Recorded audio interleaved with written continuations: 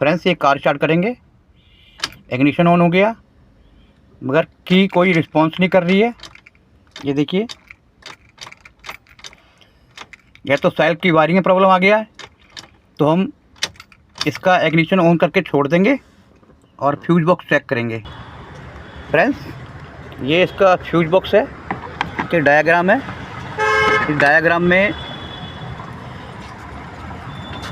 ये रिले है, ST लिखा हुआ है, तो इसको हम चेक करेंगे। स्टार्टर रिले है, तो ये रिले हम इस तरह करके यहाँ से निकालेंगे। ये इस तरह का वायर लेंगे, इस तरह का वायर, इस तरह का वायर, और ये 2 पिनों में अटैच कर देंगे। ये हमारी कार स्टार्ट हो गई है।